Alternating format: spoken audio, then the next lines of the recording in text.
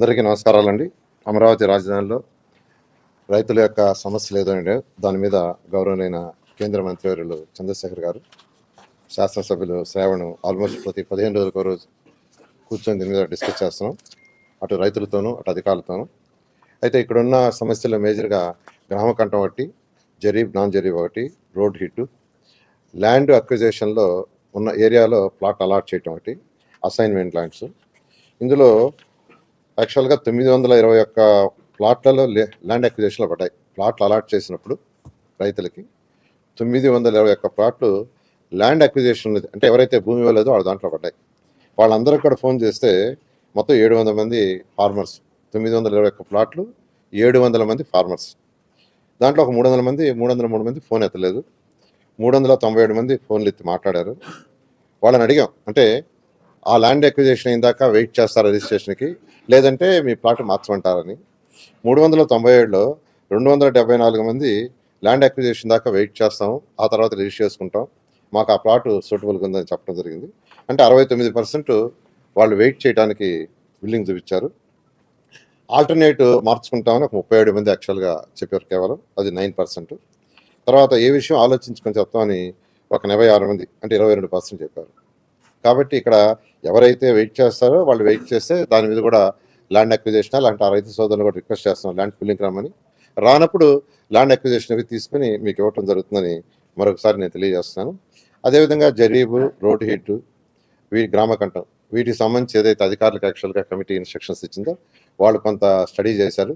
ఇంకా కూడా వాళ్ళకి 15 రోజులు అంటే నెల రోజులు టైం ఇచ్చాము, మరొక 15 రోజులు ఉంది. ఈ 15 రోజుల్లో కూడా స్టడీ చేసి సబ్మిట్ చేస్తే దాని మీద యాక్చువల్గా రైతు సోదరులకి ఎటువంటి ఇబ్బంది లేకుండా దానికి కూడా ముందుకు పోతామని తెలియజేస్తున్నాను. అదేవిధంగా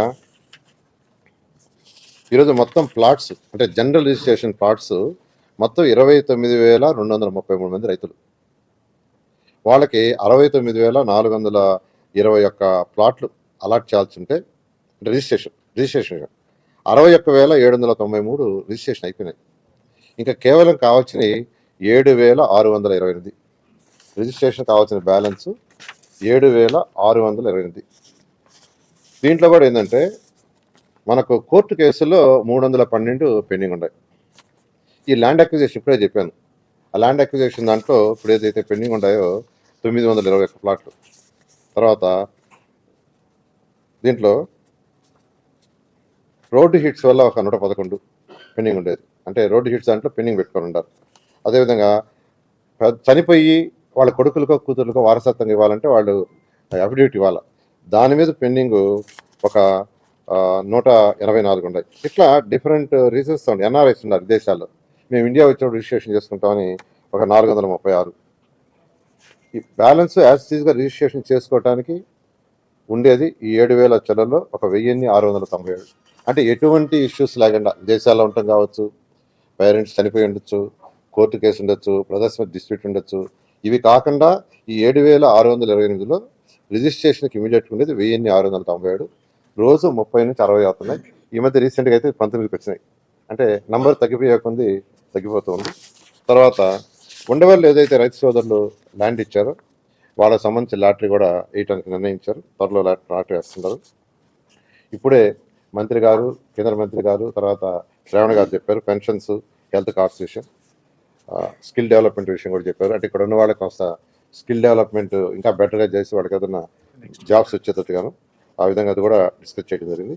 ఎఫ్ఎస్ఐకి సంబంధించి డైరెక్టర్ ఆఫ్ టౌన్ ప్లానింగ్ ఆధ్వర్యంలో ఒక కమిటీ వేసాము.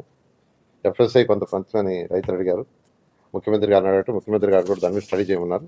దాని మీద ఒక కమిటీ వేసాం. ఆ కమిటీ రిపోర్ట్ రాగానే దాని మీద కూడా ఒక నిర్ణయం తీసుకొని ముందుకు పోవడం జరుగుతుంది. R5 జోన్కి సంబంధించి కూడా దాని కోర్టులో ఉంది, దాన్ని విత్డ్రా చేయడానికి ఏజీ గారితో మాట్లాడాము. దాన్ని కూడా మున్సిపాలిటీ వాళ్ళు యాక్చువల్గా ఫాలోఅప్ చేస్తున్నారు. అసైన్మెంట్ దానికి సంబంధించి అది కూడా కోర్టు పరీక్షలో ఉండటం వల్ల దాని కోర్టు పరీక్ష కూడా విత్డ్రా చేసి దాని మీద కూడా ముందుకు పోవడం జరుగుతుంది.